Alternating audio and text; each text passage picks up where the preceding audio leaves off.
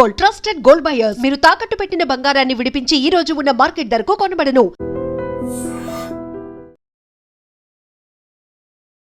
నమస్తే, welcome to iDream talking point with కవిత.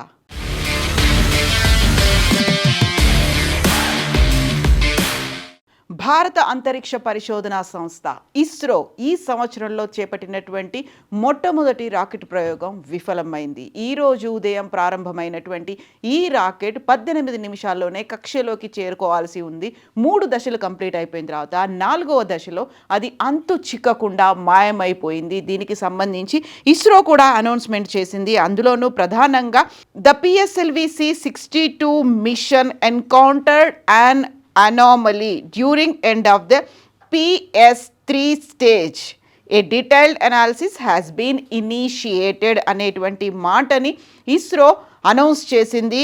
ఇందులోనూ అత్యంత ప్రతిష్టాత్మకంగా భావిస్తున్నటువంటి PSLV-C62 రాకెట్ రక్షణ రంగానికి అత్యంత కీలకంగా భావిస్తున్నారు. ఇందులో భారతదేశానికి చెందినటువంటి ఉపగ్రహాలతో పాటుగా విదేశాలకు చెందినటువంటి 8 ఉపగ్రహాలను ఈ రోజు జరిగినటువంటి ప్రయోగంతో అంతరిక్షంలోకి కక్షలోకి ప్రవేశపెట్టాల్సి ఉండే. దానికి తగ్గట్టుగా కౌంట్ డౌన్ అనేది 24 గంటల ముందు, అంటే నిన్న ఉదయం నుంచి ప్రారంభమైంది. ఈరోజు ఉదయం 10:18 నిమిషాలకు ప్రారంభమైనటువంటి అంతరిక్షంలోకి దూసుకెళ్లినటువంటి PSLV-C62 రాకెట్ విఫలమైనట్టుగా అనౌన్స్మెంట్ వచ్చింది.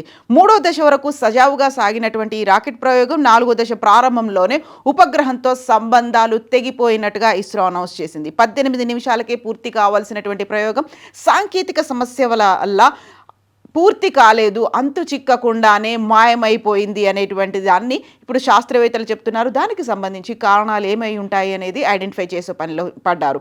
సో ఈరోజు ఉదయం సతీష్ ధావన్ స్పేస్ సెంటర్ నుంచి EOSN-1తో పాటుగా మరో 14 ఉపగ్రహాలను తీసుకెళ్తోంది. అందులో 8 ఉపగ్రహాలు విదేశాలకు చెందినటువంటి ఉన్నాయి. 3 దశలు చాలా క్లియర్గా ప్రాపర్గా ఆన్ టైం అయ్యాయి. 4th ఫేజ్ రాగానే అనూహ్యంగా సాంకేతిక సమస్య వచ్చింది. అవాంతరాలు ఎదురవడంతో యాక్చువల్గా ఏం జరిగింది అనేటువంటి డేటాని ఇప్పుడు ఇస్రో సైంటిస్టులు అయితే ఐడెంటిఫై చేస్తున్నారు. సో ఈ విదేశాల నుంచి 8 ఉపగ్రహాలు అనేవి థాయిలాండ్, బ్రెజిల్, స్పెయిన్, నేపాల్తో పాటుగా యునైటెడ్ అరబ్ ఎమిరేట్స్కి చెందినటువంటి ఉపగ్రహాలు ఉన్నాయి. మొత్తంగా 14 ఉపగ్రహాలను తీసుకెళ్తోంది. సో భారత్కి చెందినటువంటి మెయిన్ ఉపగ్రహానికి అన్వేష్ అనేటువంటి పేరు కూడా పెట్టారు. భారత్ ప్రైవేట్ రంగంలో పూర్తి స్థాయి 9వ వాణిజ్య మిషన్ ఇది. న్యూ స్పేస్ ఇండియా లిమిటెడ్ దీన్ని తయారు చేసింది. ప్రధాన ఉపగ్రహం EOSN-12ను రూపొందించింది. ప్రత్యేకంగా రక్షణ పరిశోధన రంగాల కోసం, వాటి అభివృద్ధి కోసం హైపర్ స్పెక్ట్రల్ ఇమేజింగ్ ఉపగ్రహం అనేది ఉంటుంది. బోర్డర్లో నిఘా వ్యవస్థకి ఇది చాలా కీలకంగా పనికొస్తుంది అని ముందు భావించారు. విపత్తుల నిర్వహణకు ఉపయోగపడుతుందని అనుకున్నారు. ప్రయోగం విజయవంతమైతే సరిహద్దుల్లో ఉగ్రవాదుల కదలికల గురించి చాలా క్లియర్గా ఇమేజెస్ వస్తాయని భావించారు. యాక్చువల్గా సాధారణంగా ఉండేటువంటి కెమెరాలు అక్కడ ఉన్నటువంటి రంగులని మాత్రమే పసిగడతాయి. ఉపగ్రహం ద్వారా శాటిలైట్ పిక్చర్స్తో రంగులు మాత్రమే కనిపించేవి. బట్ అన్వేష్ ఉపగ్రహం మాత్రం కాంతిని వందలాది అతి సూక్ష్మ తరంగాలుగా విడదీసే సామర్థ్యాన్ని కలిగి ఉండడం వల్ల భూమిపై ఉన్నటువంటి వస్తువు దేంతో తయారైందో, కేవలం కలర్లు మాత్రమే కాకుండా తయారైనటువంటి మెటీరియల్ ఏంటో కూడా ఐడెంటిఫై చేయడానికి ఉపయోగపడుతుంది అనుకున్నారు. బట్ అది ఈరోజు ఫెయిల్ అయింది. దానికి సంబంధించినటువంటి కీలకమైనటువంటి సమాచారం ఏం జరిగింది అనేది డేటాని అనాలిసిస్ చేసే పనిలో ఉన్నారు. సో ఇస్రో చేపట్టినటువంటి అన్వేష్ ఉపగ్రహం మిగతా PSLV-C62 రాకెట్లో ఫెయిల్ అవ్వడం, ఆచూకీ దొరకకుండా పోవడం, సాంకేతికంగా ఏం జరిగింది అనేది ఐడెంటిఫై చేస్తున్నామని ఇస్రో చైర్మన్ వి నారాయణన్ వెల్లడించారు. అన్వేష్కి సంబంధించి ఏమైంది అనేది కారణాలు అన్వేషించే పనిలో అయితే ఇప్పుడు ఇస్రో పడింది. సో ఇప్పటిదాకా 101 ప్రయోగాలని ఇస్రో చేపట్టింది. అందులోనూ గత ఏడాది ఒక బాహుబలి విజయవంతంతో సెలబ్రేట్ చేసుకుంది. 2025ని క్లోజ్ చేసింది. బట్ 2026లోనే వెరీ ఫస్ట్ ప్రయోగం అనేది సక్సెస్ కాలేదు, విఫలమైంది అనేది. యాక్చువల్గా భూమి నుంచి అంతరిక్షంలోకి ప్రయాణించేటువంటి దూరం కక్షలోకి తీసుకెళ్లే ఉపగ్రహాల బరువును బట్టి ఆయా రాకెట్లకు పేర్లు పెడుతూ ఉంటారు. దాని ద్వారానే ఇస్రో ప్రయోగాలను చేపడుతూ వస్తుంది. ఇందులో పిఎస్ఎల్వి ఉంది, జిఎస్ఎల్వి ఉంది, మార్క్ 3, ఎల్విఎం, ఎస్ఎస్ఎల్వి తరహా రాకెట్లను ఇస్రో ప్రయోగిస్తూ వస్తుంది. అందులో పిఎస్ఎల్వి సిరీస్లో ఇప్పటి వరకు 64 రాకెట్లను ఇస్రో ప్రయోగిస్తే కేవలం 2 మాత్రమే ఇప్పటిదాకా ఫెయిల్ అయ్యాయి. ఈరోజు జరిగినటువంటి ప్రయోగం పిఎస్ఎల్వి సిరీస్లో 3వ విఫల ప్రయోగంగా మిగిలిపోతుంది. సో భారతదేశ అంతరిక్ష పరిశోధన సంస్థ గతంలో మన దగ్గర నుంచి ఉపగ్రహాలను పంపించడానికి ఇతర దేశాల మీద, అందులోనూ పర్టికులర్గా రష్యాతో పాటుగా ఫ్రెంచ్ గయానా మీద ఆధారపడి ఉండాల్సినటువంటి పరిస్థితి ఉండేది. అయితే 1970ల దశకంలో భారతదేశం ఉపగ్రహాలను ప్రయోగించడానికి ఇస్రోని ఏర్పాటు చేసింది. అనేక వైఫల్యాలను చవి చూసినప్పటికీ అది సక్సెస్ఫుల్గా రన్ అవుతూ వచ్చింది. 101 సక్సెస్ఫుల్ ప్రయోగాలను ఇప్పటిదాకా రష్యా చేపట్టింది. ఫస్ట్ స్టేజ్లో అంటే ఫస్ట్ ఇస్రోని లాంచ్ చేసినటువంటి రోజుల్లో ఎస్ఎల్వి, ఏఎస్ఎల్వి తరహా రాకెట్లను ప్రయోగించింది. అందులో సక్సెస్ రేట్ కొద్దిగా అంతంత మాత్రంగానే కనిపించింది. ఆ తర్వాత పోలార్ శాటిలైట్ లాంచ్ వెహికల్ పిఎస్ఎల్విని ప్రయోగించింది. అందులో విఫలం అనేది లేకుండా ప్రతి ప్రయోగాన్ని విజయవంతంగా చేపట్టడం అనేది ఇస్రోకి ఒక ఆనవాయితీగా మారింది. సో 100% సక్సెస్ రేట్ అనేది పిహెచ్ఎల్వి లాంచ్ వెహికల్కి పేరుండేది.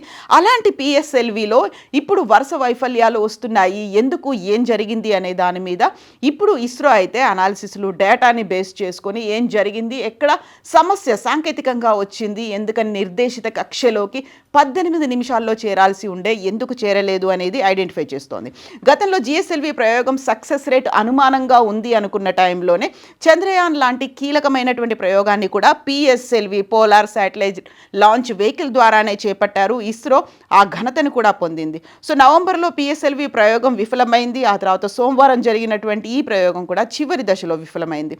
సో ఈ ప్రయోగించినటువంటి 9 నిమిషాల్లోనే 3 దశలు పూర్తి చేసుకొని రాకెట్ 4వ దశలోకి చేరుకుంటుంది అనుకున్నప్పుడు ఈ ప్రయాణం ఎక్కడికి వెళ్తోంది, కక్షలోంచి ఎక్కడికి మాయమైపోయింది, ఏ దిశగా వెళ్ళింది అనేది ఐడెంటిఫై చేసుకోలేదు. శాటిలైట్ కమ్యూనికేషన్స్ కట్ ఆఫ్ అయిపోయాయి. ఇంతలో మీడియా ముందుకి ఇస్రో చైర్మన్ వచ్చారు, డాక్టర్ నారాయణన్. మొదటి 3 దశల్లో సక్సెస్ అయింది, 4వ దశలో ఫెయిల్ అయిపోయింది అనేటువంటి విషయాన్ని ఆయన అనౌన్స్ చేశారు. సాంకేతిక లోపం కారణంగా ప్రయోగం విఫలమైంది అనేది చెప్తున్నారు. సో ఈ ప్రయోగం విఫలం కావడానికి అన్వేష్ ఎక్కడ మిస్ అయిపోయింది అనేది మాత్రం ఇప్పుడు ఐడెంటిఫై చేస్తున్నారు. వీటికి సంబంధించి భవిష్యత్తులో గగన్యాన్ లాంటి కీలక ప్రయోగాల్ని చేపడుతున్నటువంటి ఈ తరుణంలో ఎలాంటి సాంకేతిక సమస్యలు తలెత్తడం వల్ల ఎలాంటి ప్రాబ్లమ్స్ వస్తాయో అనే దాని మీద అయితే ఇప్పటికీ ఇస్రో ఫోకస్ పెట్టింది. అందులోనూ ఫెయిల్ అవ్వడానికి కారణాలు ఏంటి అనేది ఐడెంటిఫై చేస్తోంది. సో యాక్చువల్గా ఇప్పటికీ పిఎస్ఎల్వితో పాటుగా జిఎస్ఎల్వి, ఇస్రో అనేది గతేడాది ఘనంగా వీలుకోల్పడితే ఈ ఏడాది మాత్రం ఒక విఫల ప్రయోగంతోనే ఇస్రో స్టార్ట్ చేసింది. అందులో కౌంట్ డౌన్ మొదలైపోయింది. ఆ తర్వాత నిన్ననే తిరుపతి, కాళహస్తికి వెళ్ళారు ఇక్కడ ఉన్నటువంటి సైంటిస్టులు. ఆ తర్వాత అక్కడ ఉన్నటువంటి మాడ్యూల్స్తో కూడా పూజలు జరిపించుకొని వచ్చారు. బట్ కౌంట్ డౌన్ అయిన తర్వాత 1485 కిలోల బరువు ఉన్నటువంటి EOS-N1 ఉపగ్రహంతో పాటు స్వదేశీ, విదేశాలకు చెందినటువంటి 15 అతి చిన్న ఉపగ్రహాలను కూడా తీసుకెళ్లాల్సి ఉండే. ఇందులో EOS-N1 అనేటువంటి ఉపగ్రహం భూమికి 506 కిలోమీటర్ల ఎత్తులో ఉన్నటువంటి సూర్యానువర్తన కక్షలోకి ప్రవేశపెట్టాల్సి ఉంది. 15 ఉపగ్రహాలను కూడా 10 సెకండ్ల వ్యవధిలోనే కక్షలోకి చేరుస్తారు అనేటువంటి దానికి సంబంధించినటువంటి మాడ్యూల్ని, దానికి సంబంధించినటువంటి ప్రోగ్రామ్ని ఇస్రో అయితే డిజైన్ చేసుకుంది. సో రాకెట్ 4వ దశను రీస్టార్ట్ చేసిన తర్వాత స్పెయిన్ దేశానికి చెందినటువంటి కిడ్ అనేటువంటి ఒక బుల్లి ఉపగ్రహం, మన భారతదేశానికి చెందినటువంటి ఉపగ్రహానికి అన్వేష అనే పేరు పెడితే స్పెయిన్ ఉపగ్రహానికి కిడ్ అనేటువంటి పేరు పెట్టారు. సో అది స్పానిష్ స్టార్టప్ ఆర్బిటల్ పారాడైమ్తో పరీక్షించేటువంటి అవకాశం ఉండింది. బట్ అది ఫెయిల్ అయిపోయింది. DRDO అభివృద్ధి చేసినటువంటి EOS-N1కి అన్వేషణగా నామకరణం చేశారు. బట్ ఏం జరిగింది అనేది, ఇప్పుడు ఎందుకు సడన్గా మాయమైపోయింది, ఎలా మిస్ అయిపోయింది అనే దానికి సంబంధించి అయితే అన్వేషణని మొదలుపెట్టేటువంటి పని స్టార్ట్ చేసింది ఇస్రో. నిజంగా ప్రస్తుతం ఉన్నటువంటి సమాజం దేనికి ప్రయారిటీ ఇస్తుంది? ఆర్థిక సంబంధాల చుట్టూ మాత్రమే తిరుగుతుంది. మళ్ళీ ఎన్నికలంగానే చాలా విరక్తి కలుగుతున్నాం. మంచి అనిపిస్తుంది కదా, లేడీస్ కూడా ఛాలెంజింగ్ జాబ్స్ చేసినప్పుడు చాలా బాగుంటది. ట్రాఫిక్ అసిస్టెంట్స్ గా నియమించిన ట్రాన్స్జెండర్స్ అందరితో సాల్యూట్ చేయించుకుంటున్నారు. ఫుడ్ డెలివరీ ఇవ్వటానికి వెళ్ళినటువంటి డెలివరీ బాయ్ అనిల్ పై కళ్ళ ముందు పెళ్ళండి